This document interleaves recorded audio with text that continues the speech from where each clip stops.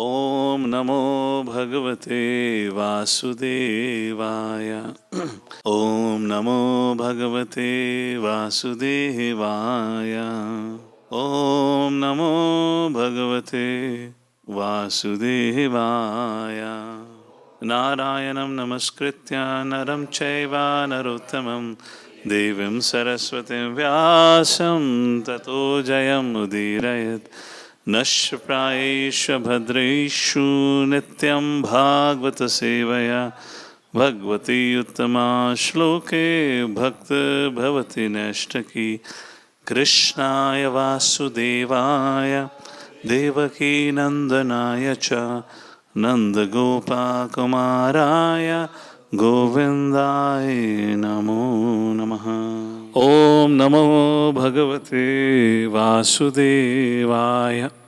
जन्मादियस्य यतोऽन्वयात् इतरश्चार्थेष्वभिघ्नस्वराट् तेन ब्रह्महृदयादिकव्ये मुह्यन्ति यः सूर्यः। तेजो वारिमदां यथा विनिमयो यत्रातिसर्गो मृषा धाम्ना स्वेन सदा निरस्तकुहकं सत्यं परमधीमहि।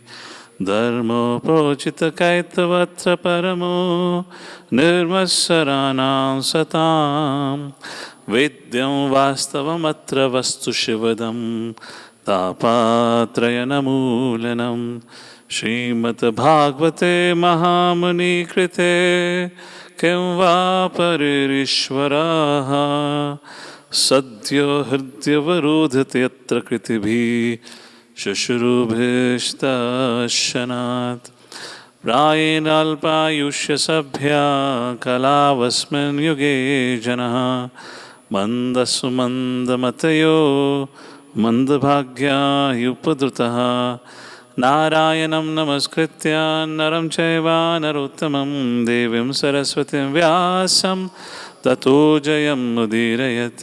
मुनयः साधु पृष्ठोऽहं भवद्भिर्लोकमङ्गलं यत्कृतः कृष्णसम्प्रश्नो येन आत्मा सुप्रसीदति स वै पुंसां परो धर्मो यतो भक्तिरधुक्सजे अहितुकीयप्रतिहता ये आत्मा सुप्रसीदति। वासुदेवे भगवती भक्तियोगा प्रयोजितः जनायति आशु वैराग्यं ज्ञानं च यद् अहेतुकं। धर्मः स्वानुस्थितः पुंसां विश्वक्षेणा कथासु या न उत्पादयद् यदि रतिं क्षमा एवा हि केवलम्। धर्मस्य हि अपवर्गस्य नार्थोऽर्थाय उपकल्पते नार्थस्य धर्मकान्तस्य कामो लाभाय हि स्मृताः। कामस्य नेन्द्रिया प्रीतिर्लाभो जीवेत यावता जीवस्य तत्त्वजिज्ञासा नार्थो यश्चेह कर्मभिः। वदन्ति तत्तत्त्वविदस्तत्त्वं यज्ञानमद्वयम् ब्रह्मेति परमात्मेति भगवानिति शब्द्यते। तस्मादेकेन मनसा भगवान् सात्वतां पतिः श्रोतव्यः कीर्तितव्यश्च ध्येयः पूज्यश्च नित्यदा। शुश्रूषुषद्धदानस्य वासुदेवा कथारुचिः स्यान्महस्सेवया विप्रः पुण्यातीतनिषेवनात्। शृण्वतां सुकतः कृष्णा पुण्यश्रवणकीर्तनः हृदयन्थुस्थियभद्राणि विधुनोति सुरसताम्। नष्टप्रायेषु भद्रेषु नित्यं भागवत सेवया भगवती उत्तमा श्लोके भक्तिर्भवति नैष्ठकी।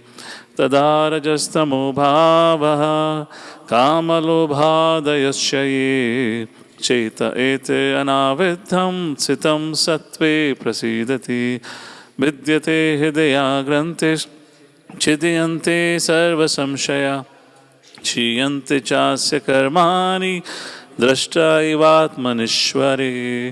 हरे Krishna Krishna Krishna Hare Hare Hare Ram Ram Ram Hare Hare. So these were the verses which were part of the first unit. Of course, the first unit, chapter 1 and 2, had most of the verses. So we would add the following verses from chapter 3 to chapter 19, which are around 15 verses more. So it takes only around 10 to 15 minutes to recite it all. Ideally, if we all can recite on a regular basis, every day, just like we chant 16 rounds, when it comes to memorizing shlokas, we need to give it a priority. And best if we can do it in the morning hours, just 15 minutes a day, within a short span of time, it will just get by heart, memorized. The best way to memorize shloka is recitation, recitation, recitation. You don't even have to think about what it is. Just keep reciting, and that's how it gets memorized.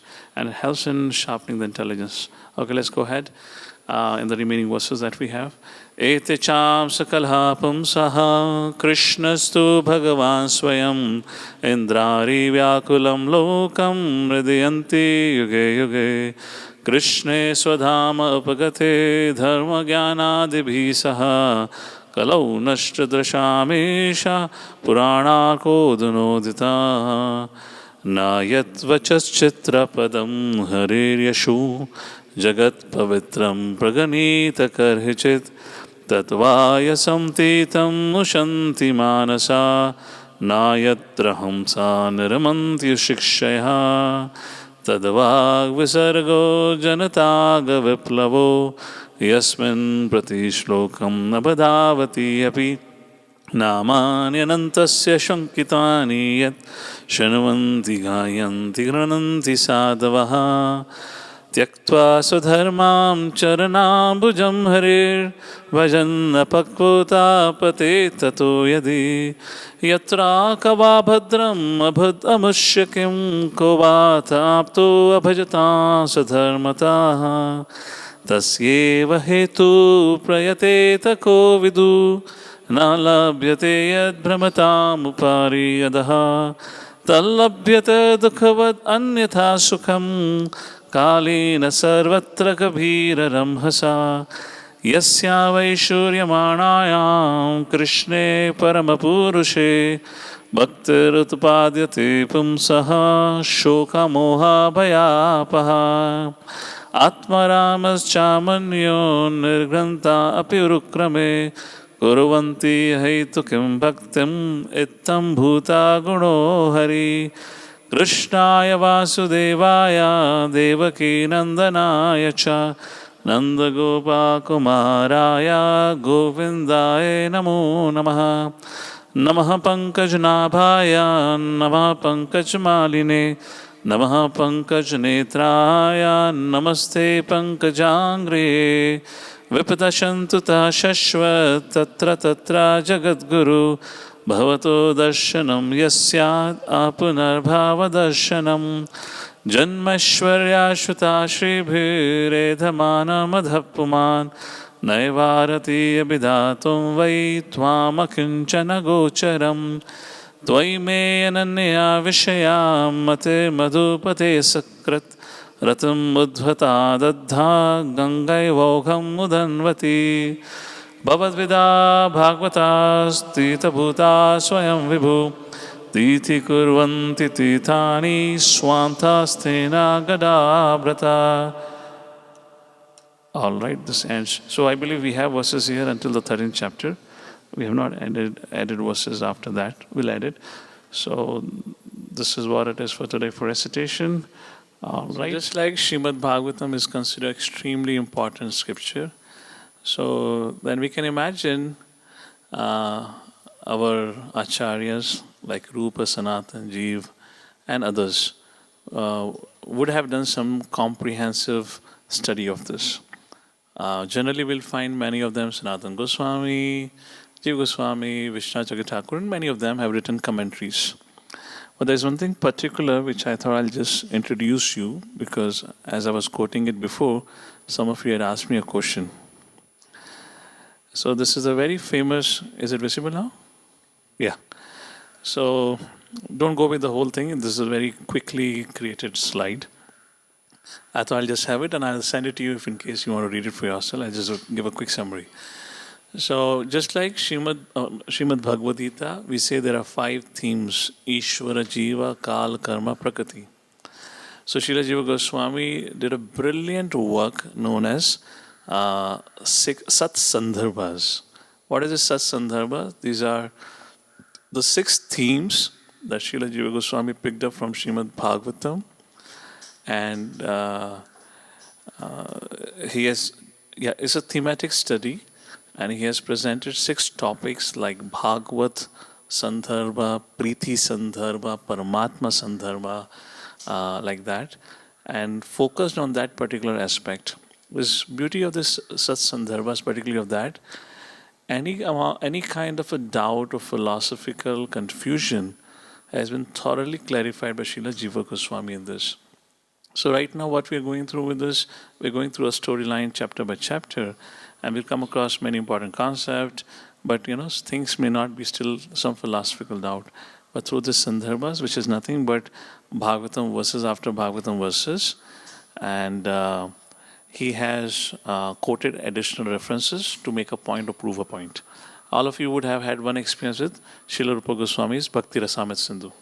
He had taken a concept and then proven it with all other different scriptures. However, here, Bhagavatam is the point of study, and that point of Bhagavatam, let's say Tattva Sandarbha, what is Tattva? Absolute truth. To explain that, he has quoted Bhagavatam verses after Bhagavatam verses, and to substantiate it further, he had brought it other references when is required like this. So there are 6 Sandarbhas. Tattva Sandarbha. So this is primarily to establish Gaudiya Vaishnava Siddhanta, and this establishes that Srimad Bhagavatam is the most authoritative text or book like this. Second is Bhagavata Sandarbha. So here the nature of the absolute truth as Bhagavan has been established. Of course, with Krishna as a Supreme Personality Godhead, like that. Then we have Paramatma Sandarbha. So Ishvara Sarva Bhutanam Hirdeshe Arjuna Tishtati. As Krishna says in Bhagavad Gita, 18th chapter, that has been established through Srimad Bhagavatam. And then there is a dedicated Sandarbha, Krishna Sandarbha, which you can see as elaboration of Et Chamsaha Kalaha Pumsa. How Krishna is the Supreme Personality of Godhead, like this. And then we have Bhakti Sandarbha, which talks about how... So this explains the whole process and theology of Bhakti, not only proving that Bhakti is the highest, but the whole process of it. And the last of it is generally said to be Priti Sandarbha, which is the culmination that is developing love of Godhead. So like that, these are the 6 themes which Srila Jiva Goswami picked out from Srimad Bhagavatam, and like that he created a whole text. So if in case you hear me quoting it, although I have not read it myself, I'll be quoting his case Purijan Prabhu book. This is in my to-do list, but my to-do list is only growing, not getting done. Too much management at times. So Krishna willing, someday, some lifetime, as management reduces, I'll love to read all these books.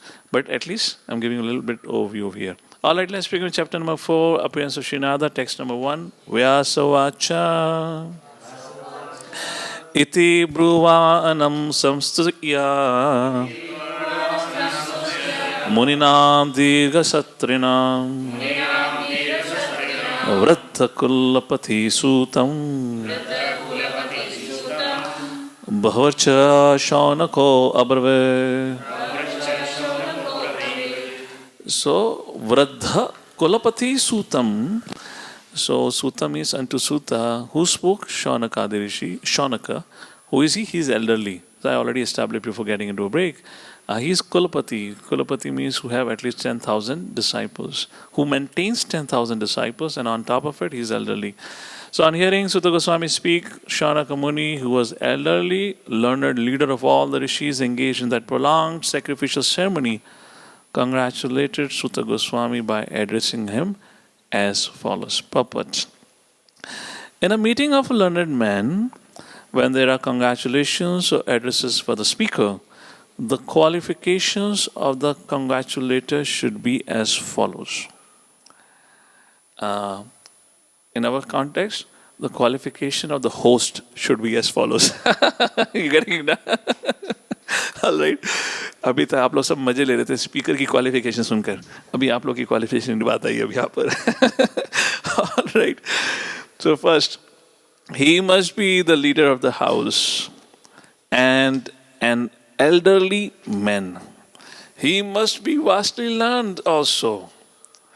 Sri Shaunaka Rishi had all this qualification, and thus he stood up to congratulate Srila Sutta Goswami when he expressed his desire to present Srimad Bhagavatam exactly as he heard it from Sukadeva Goswami, also realized it personally. Now, the rest of the purport is about realization. Let's take a look at it.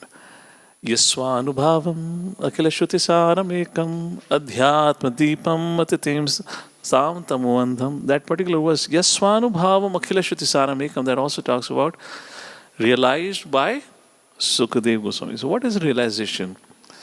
Realization. So, Prabhupada clarifies what realization is. Realization is way different than speculation. Let's take a look at it. Prabhupada writes, personal realization does not mean that one should, out of vanity, attempt to show one's own learning by trying to surpass the previous Acharya. This is my realization, not Krishna. Radharani is the highest. I mean, if that's what is established, that's okay. But many things come up like this. I'm not saying that is correct or incorrect. I'm just making a point. So to say something out of vanity, surpassing the previous Acharya, first. Second, he must have full confidence in the previous Acharya, which means he should repeat. Full confidence means what?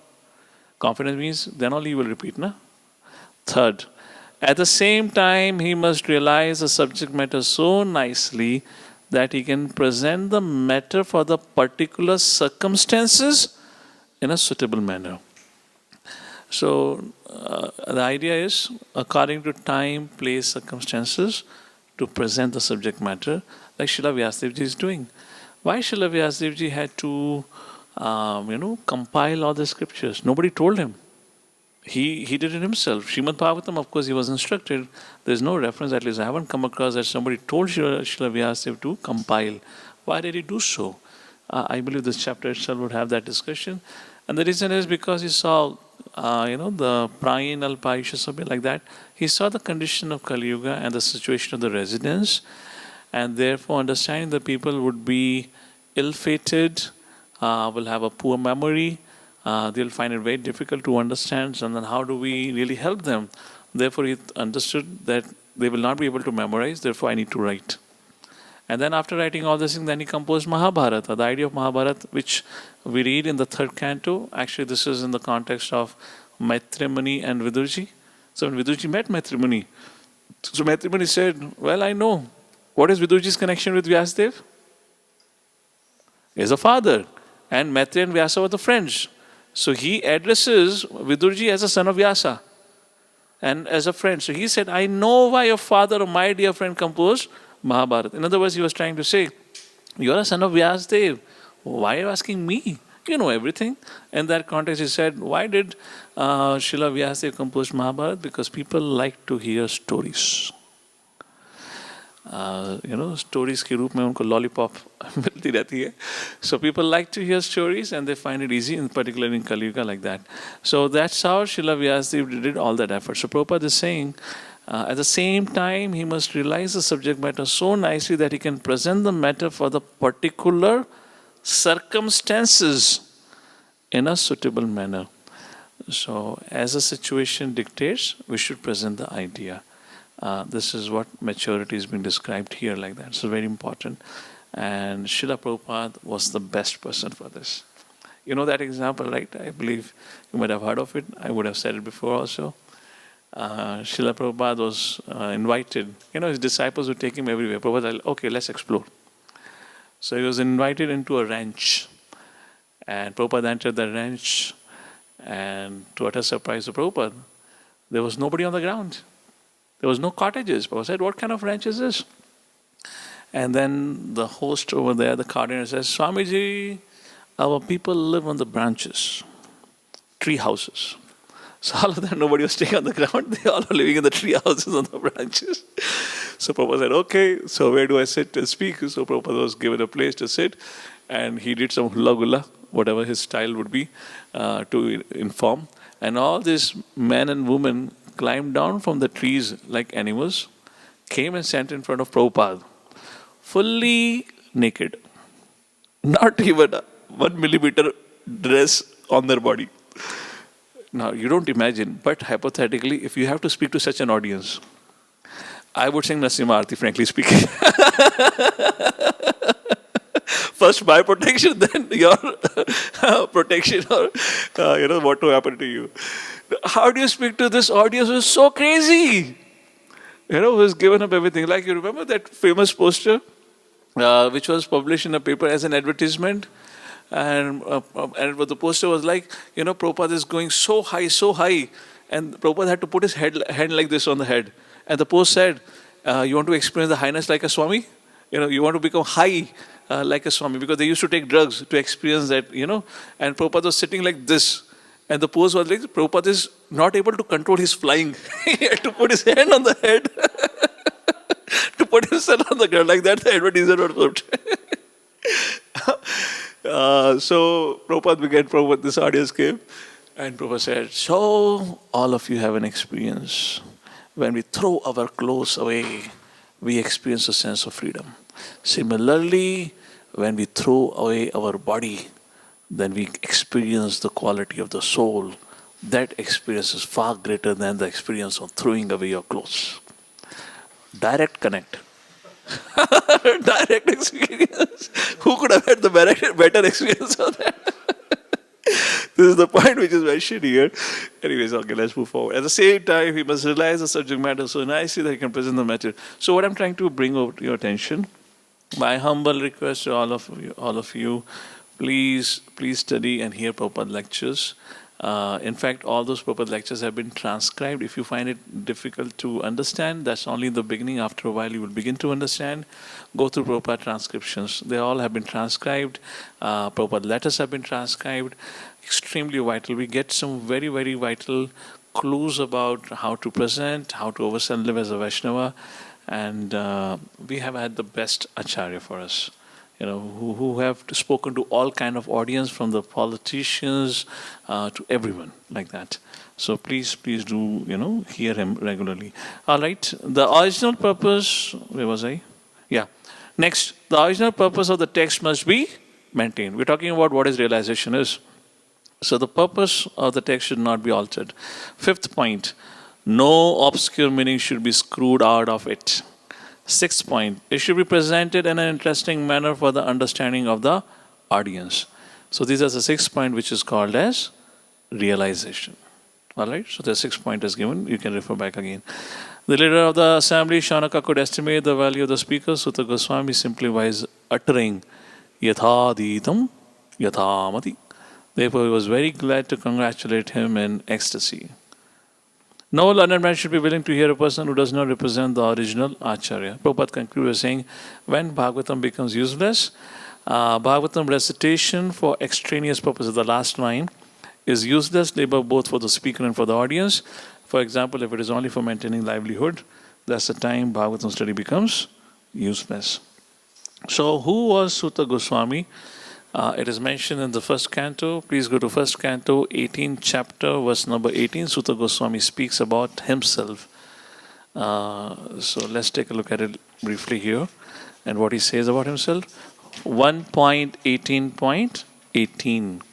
Sri Sutta Goswami said, O God, although we are born in a mixed caste, we are still promoted in birthright simply by serving and following the great who are advanced in knowledge. Even by conversing with such great souls, one can without delay cleanse oneself of all disqualifications resulting from lower births. It's a very profound purport. I'll just quickly summarize. So let's take a look at the first paragraph. So Sutta Goswami did not take his birth in a Brahmana family. He was born in a family of mixed caste or an uncultured low family. But because of higher association like Sutta Goswami, the great rishis of Naimisharanya, certainly the disqualification of inferior birth was washed off. Move forward to 10th canto. There is another reference come for Sutta Goswami that he was not even learned in everything. And we read in the first chapter, I believe, there was a first or second chapter, there was a verse where Prabhupada, first chapter, who is qualified to speak, sit on Vyasa and speak? Who know all the four Vedas and Upanishads, who knows it all, that can speak. In case of Sutta Goswami, he was not even learned in all aspects of history and Puranas and scriptures. His major qualification was he got to hear from Sukadeva Goswami. And that is a beauty, and that is what reinstated him into this position where Shaunaka the Rishi, Shaunaka, elderly, Vradha, and Kulapati, despite having this great qualification, he sat down at the feet of Sutta Goswami and heard from him just because Sutta Goswami was connected to Sukadeva Goswami Parampara. Sri Chaitanya Mahaprabhu followed this principle in personal Vedic usages. He elevated many low-born or those disqualified by birth or action to the state of the devotional service, established them in the position of acharyas or authorities. That's the thing. So he had, the next paragraph, middle, so he had the double association of great souls by hearing and preaching. By hearing from Sukadeva Goswami and preaching means he got to speak to the advanced sages like Shaunaka Rishi. Prabhupada writes, transcendental science or the science of Krishna has to be learned from the authorities, and when one preaches the science, he becomes still more qualified. Did you got it? Second paragraph, the fourth or the fifth line. I hope all of you got it. Next paragraph. So Sutta Goswami had both the advantages, and thus undoubtedly he was completely freed from all disqualifications of low birth and mental agonies. We'll come back to this verse when we come back here later on. So two things. He could overcome his defect of low birth just because of his association of Sukadeva Goswami. He heard from the right person, and he could overcome if any deficiency was there because he got to preach. So this is the importance of it. And second thing is, the other aspect of preaching is, by preaching we empower by many others to share the message of Lord. So what we have learned, we should not withhold to ourselves. We should go out and preach. Text number 2. Shaunaka vacha Sutta Sutta Mahabhaga Vadano Vadatam Vara Katha Bhagavatam Punyam Yadaha Bhagavan Shukaha. I mean, Sutta Sutta Mahabhaga. You understand what emotions are going through here right now? He's so excited, Shaunaka Rishi. He's so excited, overwhelmed with emotions, calling his Sutta Goswami twice. Sutta Sutta Mahabhaga, oh, you're the most fortunate one. Shaunaka said, oh, Sutta Goswami, you are the most fortunate in respect of all those who can speak and recite. Please relate the pious message of Srimad Bhagavatam, which was spoken by the great and powerful sage Sukadeva Goswami. So I've already established, I guess I told before going to the break, why Shaunaka Rishi was so eager to hear now about Srimad Bhagavatam. First reason, because Sukadeva Goswami had established the position of Srimad Bhagavatam. Second thing, he learned Krishna Sudhama Upagate, Kalau Dashna Dashamesha Purana Kudonoditaha. So Srimad Bhagavatam was risen to dispel the darkness created by Kali Yuga. Shaunaka Rishi had assembled at Naimisharanya to perform 1000 years yagya to dissipate or reduce the impact of Kali Yuga. So now finally they found something by which they can actually accomplish it. So it was their purpose, therefore he was extremely eager, and that's how he began to ask him. Text number 3. Kasmin yuge pravarteyam Sthane vakena hetuna Kutaha sanchoditaha Krishnaha Kratavan samhitam munihi. So that's the first question Shaunaka Rishi asked. In what period and at what place was this first begin? Why was this taken up? And from where did Krishna Dvaipayana Vyasa, the great sage, gather inspiration to compile this literature? So, when you're eager for something, then you really want to know details about it. That's just a natural thing, so that's what is happening. Nothing much to explain on this regard. Text number 4. Tasya putro mahayogi Samadran nirvikalpakaha ekantamate unnidro gudho mudha iveyate. Now he is addressing about Vyasa's son. Tasya putra, his son, Mahayogi, was a great devotee. Samadran, sukhe dukhe samakritva lava lava jayajo, equipoised. Nirvikalpakaha. Nirvikalpakaha means beyond the modes of material nature, precisely. Who is freed from dualities, who is completely fixed in Atma-gyan. So Prabhupada writes in English as perfect monist. I'm not the body word, so that's the idea. Nirvikalpakaha. Ekantamatihi. Ekantamatihi means no hankering, no lamentation. What is that? 18th chapter, 54 verse? How does it start? Brahma bhuta prasanatma na sochiti na kankshi. That's the meaning. Ekantamatihi. Unnidraha. Unnidraha means who has conquered laziness, sleep, or more importantly, nishains, ignorance. Gudaha. Gupt. Cannot be easily recognized, his stature or his spiritual realization. Who is he? Mudaha, stunted. Eva like Ivyate appears like this. So his son, who was a great devotee, and so the first question has been asked about the history of Bhagavatam. That was the third shloka. So you can write down the question number 1 to it. Third shloka. Now in text number 4, up to next few verses, he would ask about Sukadeva Goswami. Well, he is asking the text 4 only. Next verses explains Sukadeva Goswami.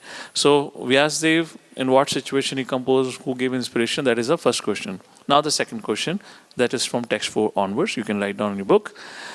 Vyasdev's son was a great devotee, an equibalanced monist, whose mind was always concentrated in monism. He was transcendental to mundane activities, but being unexposed, he appeared like an ignorant person.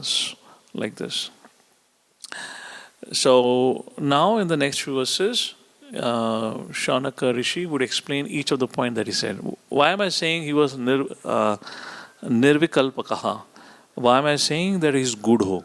So following verses will explain that, and then he would ask a question. Before that, let's take a look at the purport. Prabhupada writes in the 5th last line of the purport. 5th last line of the purport. A conditioned soul and a liberated soul may apparently be on the same platform, but factually they are differently engaged, and their attention is always alert, either in sense enjoyment or in self-realization. Amazing point. Being a devotee does not mean becoming lazy. So we have Elon Musk, founder. So we should become Elon Musk in spiritual life. We should work hard. We should be eager. For him, his aspiration, whatever, I don't know, maybe wealth. But how much wealth? बहुत ज़्यादा ही wealth है उसमें तो. He would be really getting bored with this money. What do you do? Whatever would be his name, fame, recognition, whatnot, whatever he aspires. Similarly, just like classic example is Prabhupada. Prabhupada was never content in terms of how much he could serve Krishna. And he made his disciples run hither and thither, everywhere, from Pakistan to China to Japan. What not Prabhupada disciples did. If you not got a chance to hear about the history of how Vrindavan Temple, Juhu Temple, Mayapur Temple, these beautiful temples were built that time. And all the money came from the Sankirtan party, who would spend 8 to 10 hours on the street every day and begging alms or begging funds for the projects back in India. And they had a magazine in which they had a photo of some poor kids. And they say, we're raising funds for some poor kids in India. Thoda anudhan ke liye paisa do. Like that, there is a lot of funds. So anyways, a conditioned soul, liberated soul may apparently be on the same platform, but factually they're differently. That's the point here. All right. This difference is explained as follows. So what is the difference? That's explained now. Text number 5. What is the meaning of nirvikalpakaha? He was perfectly situated. Drashvanuyantam rishimatmajam api anagnam Devyo hriya paridadhu nasutasya chitram tadvikshaya prachati mano jagadostvasti stripum bhidanatu sutasya vivakta drashtehe. So as you know that famous story, as soon as Sukha was born, apparently it said that he just walked away. He was all naked. He was a 16-year-old boy. And he just entered the forest. And in those days, man and woman will take bath in lakes. They had their own designated lakes. And he walked in a particular direction where apparently there was a lake or a pond where ladies were taking bath. And Sukdev Goswami, teenager, young man, prime of the age, and he's walking, and not even once ladies who were taking bath felt anything. That, as if this is young man, and he himself is naked. And, the ladies are taking bath. They didn't felt anything. In the sense, Prabhupada writes in the purport, let's take a look at the 7th or 8th line. The ladies, by their special qualifications, could sense this at once, therefore they were not very concerned about him. In other words, Prabhupada writes the line before, but because Sukadeva Goswami was transcendental to sex relations, he appeared very innocent. So what meant by Nirvikalpakaha, which means Sukadeva Goswami had no differentiation between male and female. He was so innocent, and that could be experienced by the ladies, and therefore they didn't feel like covering their body. But when Vyasadeva was running behind, and when Vyasadeva entered, they all decided to cover their body. Not that Vyasadeva had that differentiation, just because Vyasadeva was coming from a Grahastha background. So he did have discrimination between male and female. So they covered their bodies. So that's the point this particular verse says. Oh, he's a perfect monist, nirvikalpakaha. And as we explained that, the ladies did not felt that sense of, need while they saw Sukadeva Goswami. He was so innocent. One should therefore attempt to know the distinction between body and soul without any attachment for male and female. As long as such distinction is there, one should not try to become a sannyasi like Sukadeva Goswami. A sannyasi like Sukadeva Goswami, walking without a clothes and all that. Fine. Prabhupada says, at least theoretically one must be convinced that a living entity is neither male nor female. The outward dress is made of matter by material nature to attract the opposite sex and thus keep one entangled in material existence. A liberated soul is above this perverted distinction. He does not distinguish between one living being and another. So that's the explanation here. Fine. Text number 6. Okay, so he was perfectly monist, nirvikalpakaha, perfectly situated in transcendence. Not only that, by his demeanor, by his Veshbhusha, he was not even easily recognizable in terms of how great was he. So the word used was gudaha, that is explained here, text number 6. Katam alakshitaha paure sampraptaha kurujangalam unmata mukha jadavad vicharan gajasahave. How was he, Sukadeva Goswami, recognized by the citizens when he entered the city of Hastinapur? After wandering in the provinces of Kuru and Jangala, appearing like a madman, dumb and retarded. Prabhupada writes in the purport, 3rd or 4th line, a sage is not therefore recognized by sight, but by hearing. One should approach a sadhu or a great sage not to see him, but to hear him. If one is not prepared to hear the words of sadhu, there is no profit. Text number 7. Katam va panaveyasya. So text number 6 was your question number 2. How Sukadeva Goswami recognized? In what situation he entered the assembly. Now the question number 3 about Parishit Maharaj. So he has spoken about Sukadeva Goswami. Now text number 7 will mention about Parishit Maharaj. Question number 3.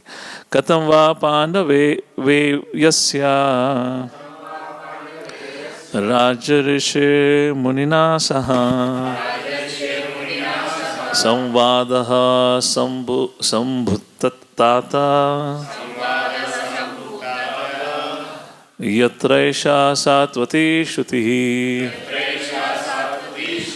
How did it so happen that King Parikshit met this great sage, making it possible for this great transcendental essence of Veda Bhagavatam to be sung to him? So how did Parikshit Maharaj and Sukadeva Goswami came along. How did it happen? And then he speaks further about Sukdev Goswami. Next verse, text number 8. Sago duhana matram hi graheshu grahamedina avikshate mahabhagas titi kurvam tadashramam. Sukdev Goswami was only accustomed to stay at the door of a householder only long enough for a cow to be milked. And he did this just to sanctify the residence. So they are expressing their surprise. How did he stay with the Parishit Maharaj, who was not a congregation only, but he was a king. And that was definitely not a preferred association for somebody who was Nirvikalpakaha, a monist, who was Atmaram. What do you got to do with the king? So that's why they're saying, this kind of point here. Prabhupada writes in the purport, for renounced order, who are dedicated to the mission of preaching the message of Godhead, should learn that they have no business with householders, save and except to enlighten them in transcendental knowledge. Such asking for alms from the householder should be for the purpose of sanctifying their home. One who is in the renounced order of life should not be allured by the glamour of the householder's worldly possessions, and thus become subservient to worldly men. For one who is in the renounced order of life, this is much more dangerous than drinking poison and committing suicide. Text number 9. Abhimanyu sutam suta prahur bhagavatuttamam tasya janma maha ascharyam karmani cha granhina. Oh, yeah. And this is the third question actually, not the previous verse. The previous verses were all Sukdev Goswami, so they were all part of the second question. Now the Parishit Maharaj discussion begins. So now here the third question happens. It is said that Maharaj Parishit is a first-class devotee of the Lord, and that his birth and activities are all wonderful. Please tell us about him. In case of Parishit Maharaj, he is one of the unique personalities whose birth and death both were adventurous. Nobody ever had a birth like Parishit Maharaj, and death was also unique. Well, pretty unique. And birth, Krishna appeared in the womb and protected, where Parishit was almost burnt by the rays of the Brahmastra. And at the death, then you can say the Lord's representative as Sukdev Goswami appeared once again to protect Parishit Maharaj from the fear of death, like that is mentioned. So, for the sages who are interested in the subject matter of self-realization, Parishit Maharaj's case study would be so fascinating. The Lord personally appeared at the time of birth, and at the end of his life, then he sent his dearmost devotee Sukdev Goswami to guide him. So it would be fascinating. Text number 10. Why did he leave? Sa samrar kasya vahetuhu panu namana vardanaha prayo pavishto gangaya Anadatyadirastriyam. It is so surprising. Sasamra Kashyapa Hetu. What caused Shriya? He had a huge emperor, a huge kingdom. He quit everything. He was a great emperor, possessed all the opulences of his acquired kingdom. He was so exalted that it was increasing the prestige of the Pandu dynasty. Why did he give up everything, sit down on the bank of the Ganges, and fast until death? So you understand this question, as I said in the previous chapter, the lineage was described. So then Sukdev Goswami spoke to Parikshit Maharaj. So from there, these questions are arising. Text number 11. Why did he leave? Namanti yat pada niketam atmanaha Shivaya hani adhanani shatravaha Katam savira shriyamanga dushtyaja Yuvai shato shashtum aho shahashubihi. He was such a great emperor that all his enemies would come and bow down at his feet and surrender all their wealth for their own benefit. He was full of youth and strength, and he possessed insuperable kingly opulences. Why did he want to give up everything, including his life? So he was in a perfect situation. Last line of the purport. Therefore, there was no question of untimely giving up his kingdom and life. The sages were eager to hear about all this. And this question makes all the sense. If they had known the life of Dhritarashtra, that rascal was not giving up despite everything that became miserable for him. They say, Parishad had everything. Why did he leave? And Dhritarashtra had to be really pushed out of his palace by Vidurji. So text number 12. Shivaya lokasya bhavaya bhutaye. This is one of the verses that describes the qualities of a leader. Profound verse. Shivaya lokasya bhavaya bhutaye. Ya uttama shloka parayana janaha. Jivanti natmartham asau parashrayam. Mumocha nirvidya kutaha kalevaram. So he was detached, no selfish interest, and he was just serving on behalf of the Lord. Those who are devoted to the cause of the personality Godhead live only for the welfare, development, and happiness of others. They do not live for any selfish interest. So even though the Emperor Parikshit was free from all attachment to worldly possessions, how could he give up his mortal body which was shelter for others? Now, are you getting this? Why they're raising this kind of a question? Now, Parikshit Maharaj was not like Duryodhana, who the fellow Praja or the residents thought better he leave. In fact, he was such a good king that people wanted him to stay because he was ruling it perfectly. So the Shaunakadi is asking, when everything was perfect, he had the kingdom, he had the citizens, he had the wealth, he had the good wife, family, everything. When he was perfectly situated in his Krishna consciousness, why would he suddenly leave? What is the need for it? Yes, one Ashramandama describes about it. After the age of 50, you can take Vanaprastha. After the age of 80, or from the 80, you can take sannyas. Those are described in it. But Parikshit was not even of that age. So why would he? So they're definitely very curious about it. What is the need for it? So like that, this question has been raised here. Prabhupada writes a beautiful purport about a leader. To summarize this subject matter, the most important quality of a leader is he cannot be self-centered or selfish. When you are selfish, you become biased. When you become biased, then the problems like nepotism, everything else begins. All right, text number 13. Tatsarvam naha samachakshva prashto yad iha kinchana manyatva vishaye vacha snatam anyatra chandasa. So, very interesting subject matter. After asking the three questions, now Shaunakadi is reaffirming their faith in Sutta Goswami. How many of you have had an experience where you've come across people, not I'm saying in spiritual circle, I don't know really happens outside, but let me ask. Have you come across a situation where people ask you questions about maybe, particularly if you're a teacher, or maybe if you're a manager, somebody, then maybe if you have subordinates, sometimes they may ask you, what should I do, how should I grow, all that, etc., isn't it? Any one of you ever had a thought, would my answer make any difference to him? Is he really asking? Or is he asking just for the sake of asking? Does he even have faith in my words? Because how many times I've said so many things, but he never does it. You getting it? So here Shaunakadi is giving affirmation. Sutta, we have great respect for you. We have great faith in your words. Do not for a second think, what is the point of answering? They're already elderly. They are brahmanas. No, we are very eager.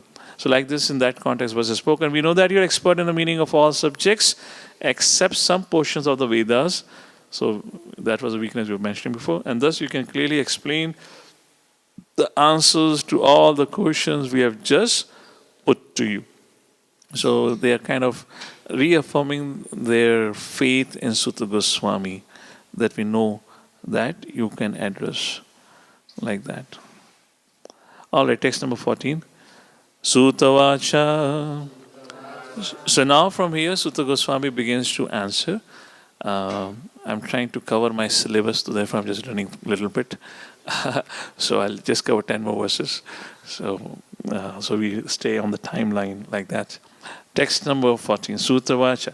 Dvapare samano prapte. Trite yuga paryaye. Jata parasharad yogi. Vasavyam kalaya hare. All of you, those who are online, can I request you one thing? When we go to verse recitation, all of you can unmute and we all together can recite. Sutta Goswami said, when the second millennium overlapped the third, the great sage Vyasa was born to Parashar in the womb of Satyavati, the daughter of Vasu. So like that. So I've already explained Vyasadev refers to, it's not a name of a person, and there's no one Vyasadev. There are many who appears in different times and settings. Text number 15. After describing the appearance of Vyasadeva and the time of Vyasa's appearance, text number 15. Everyone unmute yourself. Let's repeat after me. Sa kadachit saraswatya upashprashya jalam suchihi vivikta eka asina udite ravimandale. So after describing Vyasadev's appearance, then once upon a time, the story begins. All the story begins like this now. Once upon a time, the sun rose around the horizon. Once upon a time, as the sun rose, took his morning ablutions in the waters of the Saraswati and sat alone to concentrate. This is about Badrinath Badrikashram. Text number 16. Please repeat after me. Paravagnya sarishihi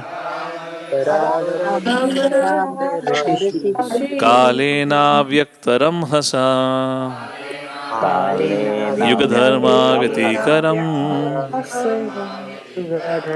Praptam bhuvi yuge yuge.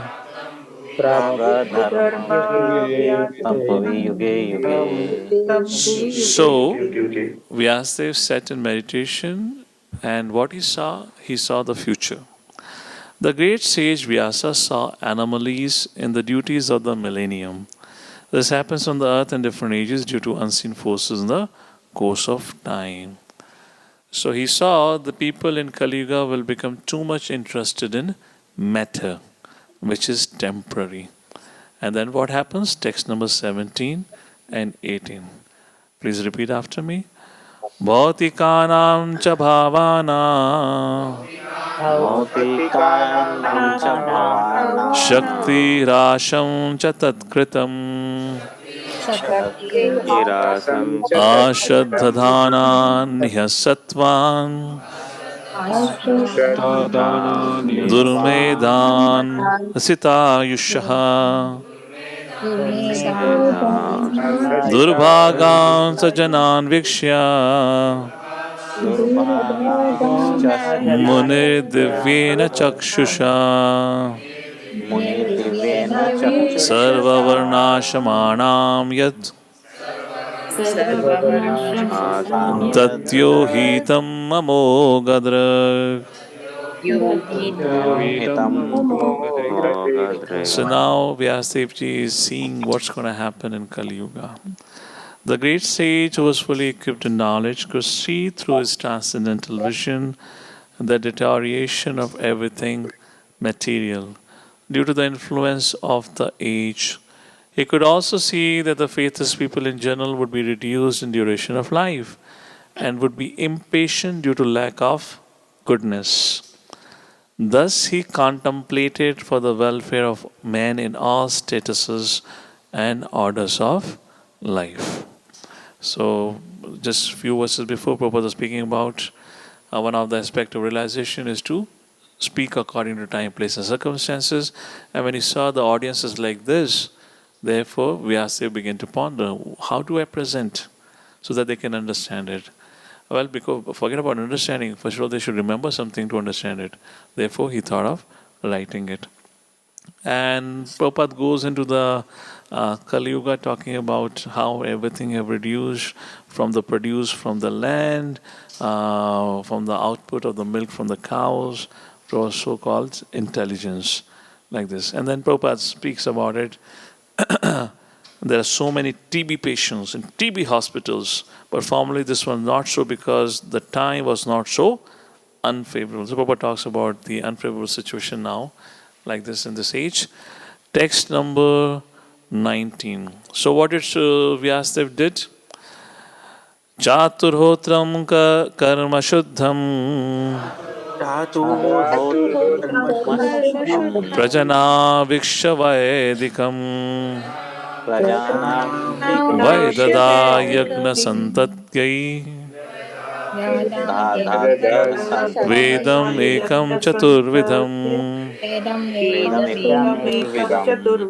So what used to be one Veda, he divided into four Vedas to make it simple.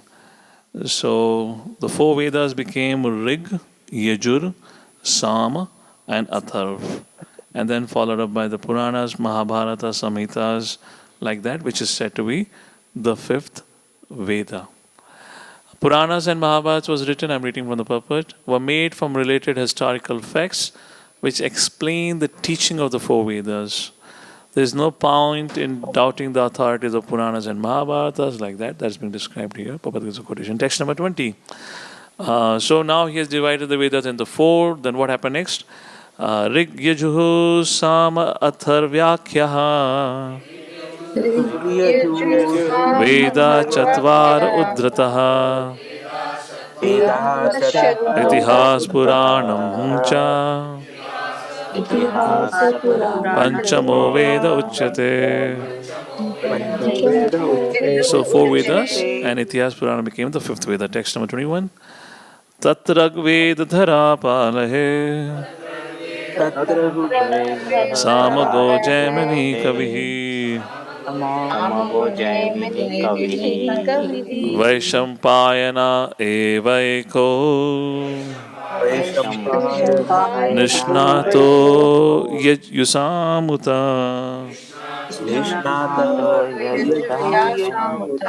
So after the Vedas were divided, then he handed over each Veda to his disciples. Paila Rishi became the professor of Rig Veda, Jaimini the professor of Samaveda, Vaishampayana alone became glorified by the Yajurveda. The Sumantu Muni Angira, next verse, who was very devotedly engaged, was entrusted with Atharva Veda. And my father, Romaharshan, was entrusted with the Puranas and historical records. Text number 23. So how did this Vedic knowledge propagated then? Taeta Rishayo Vedam Swam Swam Vayasayan Anekada Shishya Parishishya Tashishyer Vedaste Shakhino Abhavan. So all of them, Swamsam, Vayasayan, Anekada, they all went and preached. They all had disciples.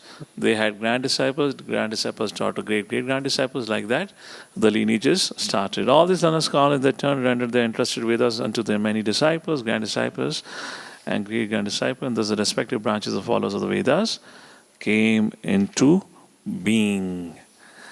So why the Vedas were divided? Text number 24 address. Ta eva veda durmedhe dharyante purusheryatha evam chakara bhagavan vyasa krapanavassalaha.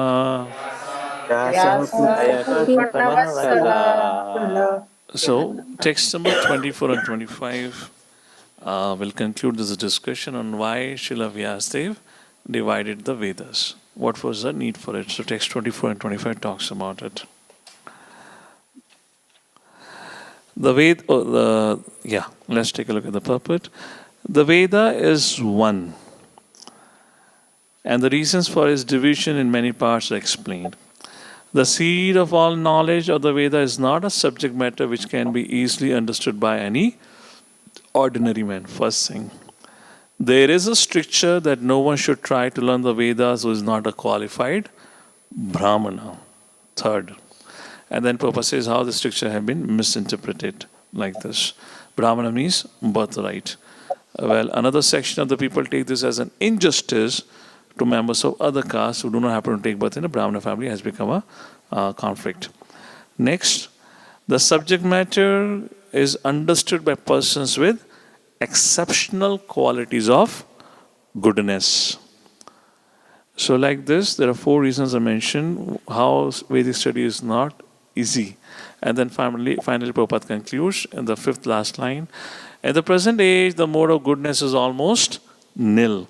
And so for the general mass of people, the kind-hearted, powerful sage Srila Vyasadeva divided the Vedas in various ways so that they may be practically followed by less intelligent persons in the modes of passion and ignorance. It is explained in the next sloka as follows. So, if you're thinking you have done a lot by reading 700 shlokas of Bhagavad Gita, a disclaimer here. If you think Mahabharata has 100,000 shlokas, then Skanda Purana has more than 500,000 shlokas. And in any assembly of people, generally those who know shlokas, and if they quote shlokas, and if somebody happened to ask him, "Kahan se quote kara?" So people often say, they throw Skanda Purana or Padma Purana. And then if anyone happens to ask, "Kaun se chapter ka hai?" Jao dhoond lo jaakar. Then nobody will dare to ask. So generally, this is how we generally joke about Skanda Purana. They're so vast.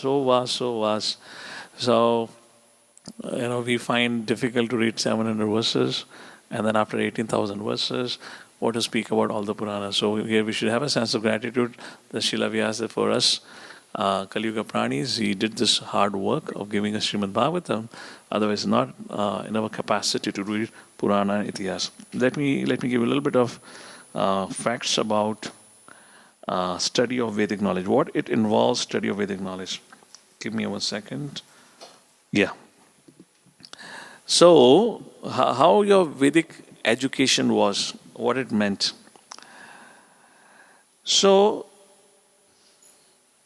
to make proper use of the Vedas, one is required to know the intricacies of Vedic Sanskrit, which is even more difficult than contemporary Sanskrit.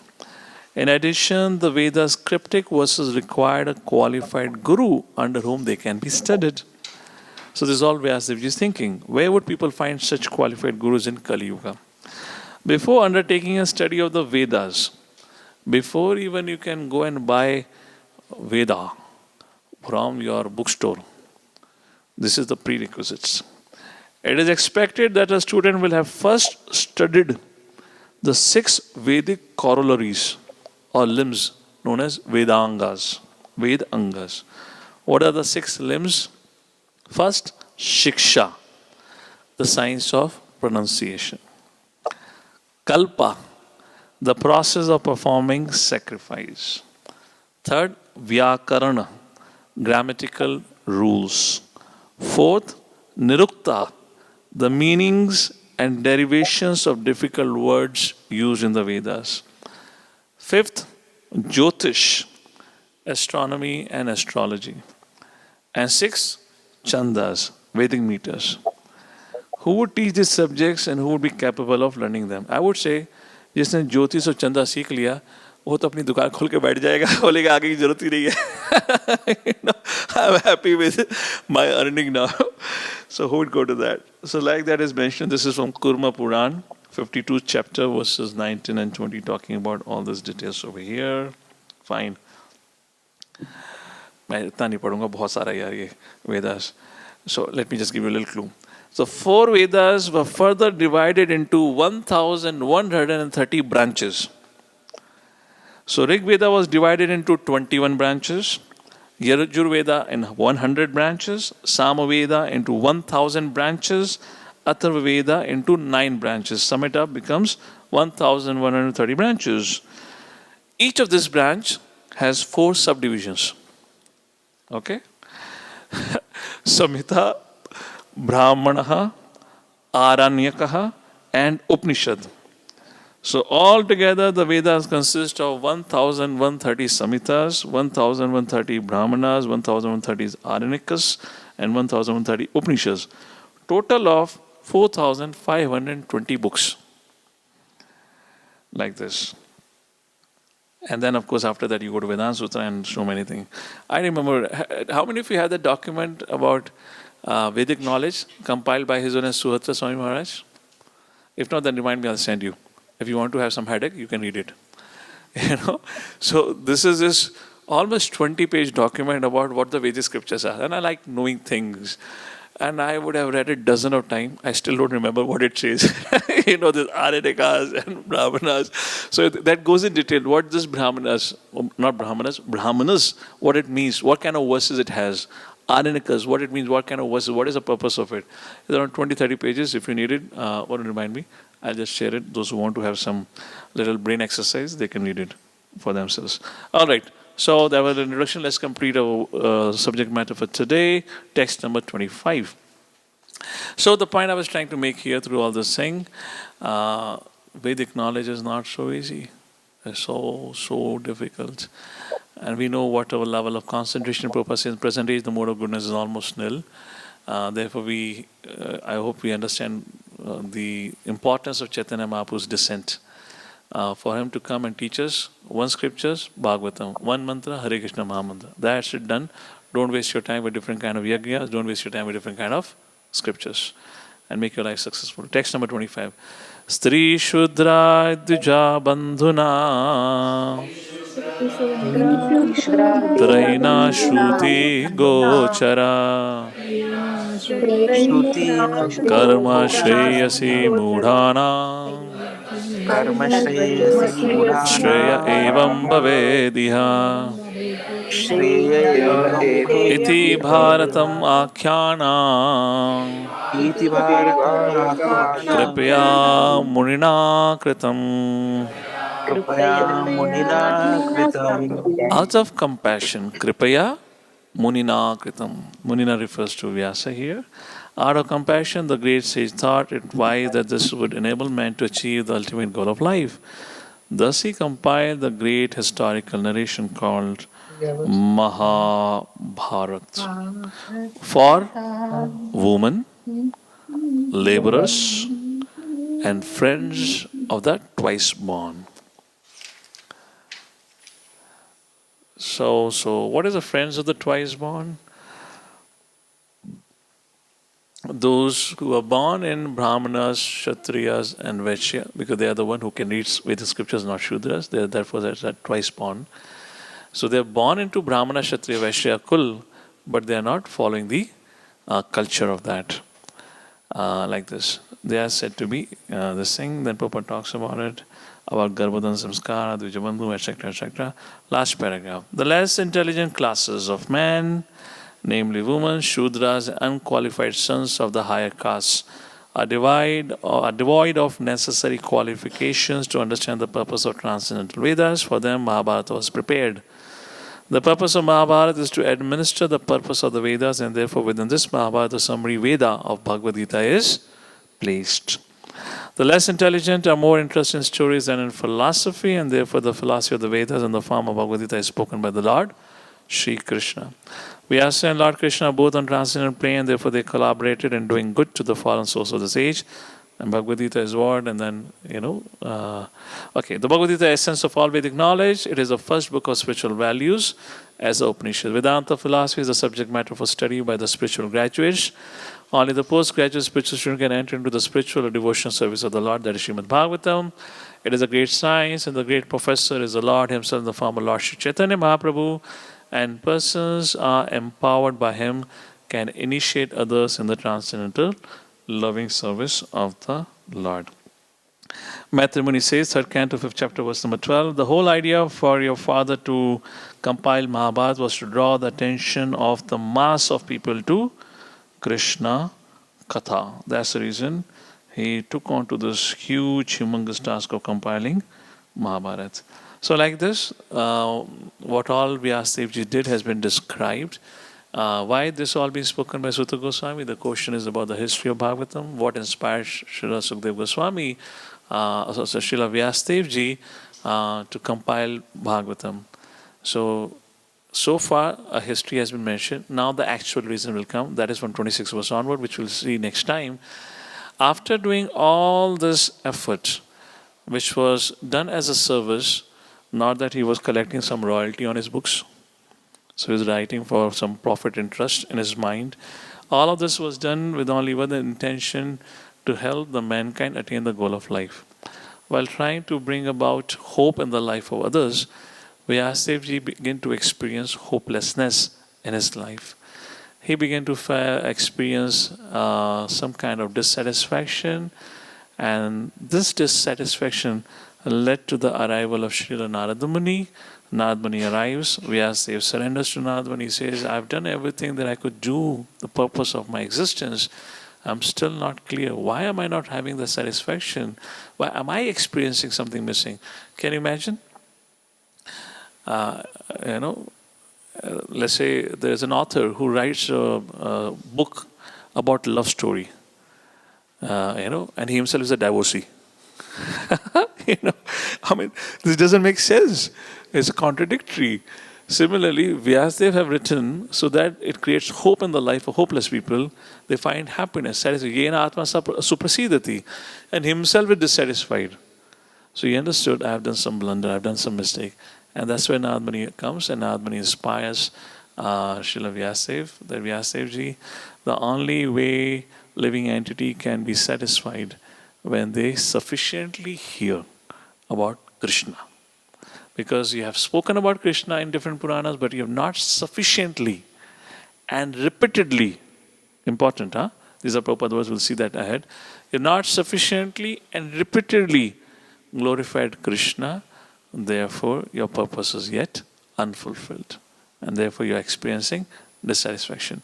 And that becomes the reason for which Srila Vyasadeva went on to compile Srimad Bhagavatam. So Srimad Bhagavatam is again one text which will award Yena Atma Suprasidati. So that's our subject matter for today here.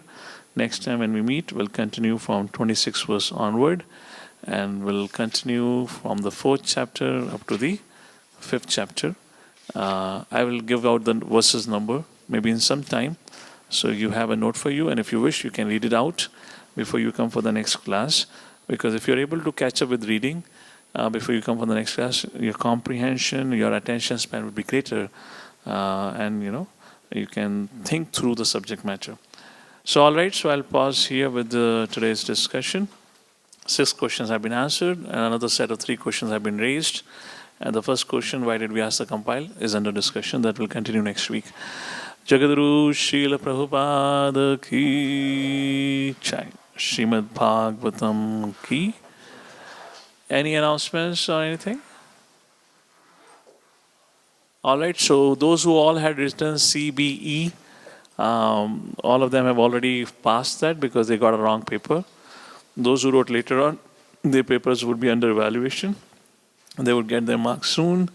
And our Unit 2 comprises of 3rd, 4th and 5th unit. So we are on the 4th unit. The 5th unit will get over in the next 2 weeks or maybe sooner. So in 2 weeks of time now, you will have an exam. However, because I am traveling almost every month now for the next few months, so one of the weeks I will not be able to have class. So my suggestion would be, Varun, our exam could be on another date so that the class continues. All right? And anyways, exam is not so difficult. When paper is already leaked, what is your effort remaining? Question paper is already out. So you just have to write your answers and then copy paste those answers on the day of exam. That's all. So when we plan out the exam date based on 2 weeks from now, that exam could be maybe on Sunday, something like that. Sunday afternoon. So a Saturday class continues. Our Nasik retreat, then I'm going to Mayapur, then we have Ayodhya Yatra. Then every month goes like this. March we out for 2 weeks probably. So we'll have to compensate, work it out, okay? So we balance. All right, everyone. So we'll work like that. Okay, so thank you all for joining in. Hare Krishna. Yes, Anadi Anshuman Prabhu. Hare Krishna Prabhuji, इतना Thank इंतजार you. करा, zoom का exit button दबाने वाला था. बोलिए. Yes, thank you, Prabhuji, for the wonderful class. A doubt. So in Volume. 1.4.14, where Suta Goswami starts answering the first question about the history of Srimad Bhagavatam, he shares that when the second millennium overlapped the third, the great sage Vyasadeva was born to Parashar in the womb of Satyavati. So, like, so second millennium overlapped the third. So that means Dwapar overlapped with the Treta Yuga, or what does that mean? And kind of I like Vishwanath Chakravarti Thakur explains this a little differently, and he says that every yuga has three parts, and kind of like the Sandhya Rupa, Yuga Rupa, and Sandhyamsh Rupa. So, like, what is the interpretation that we should have? And Prabhupada talks about the sequence being inverse in the Yuga. So there are two Where questions that Lord you're putting forward here. One is about the Yuga, Satya, Treta, Dwapar, and Kali Yuga. So generally it is said it is Satya, Dwapar, Treta, and Kali Yuga. When Krishna appears, Dwapar and Treta gets interchanged. And there are other references, but that's not something which I have read. I have heard from, this is from outside the paramparas. I would not like to quote it unless I get to verify, but there is another reasons for which it got swept in this particular Yuga cycle. Coming back to question about Sandhya, that refers to change of period from one Yuga to another, which means Satya to Treta, Treta to Dwapar, Dwapar to Kali Yuga. So that isn't just like, you have a Sandhya in the evening, sunset time. So that refers to that. So like that it happened. So right now Kali Yuga has not started. We are in the Sandhya. Is in the transition phase. I believe 5,000 years is the transition. No, not 5,000. 43,000 years, something like that.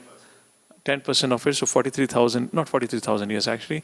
वो संध्या का add करके 43 lakhs, 4 lakh 32 होता है, जो भी होता है 30,000 something approximately, whatever is the time. So like that, Mahabharata, this whole thing had happened literally at the end of Dwapar Yuga. That's how it is referred as the Sandhya Kal. In that way, it is mentioned that he appeared in that Sandhya Kal. Fine. Other thing is the Sandhya day. Kal of yeah. Go ahead. Sandhya Kal of Dwapar with Kali Yuga, or Sandhya Kal of Treta with Kali Yuga. Okay. Because Kali Yuga was starting, so for it, Sandhya. Next Yuga. Treta is already gone, and Vyasadeva didn't appear at the beginning of Dwapara. He appeared at the end of Dwapara. Like that. Fine? Okay, Prabhuji. Hare Krishna. Thank you, Prabhuji. All right, thank you. Hare Krishna.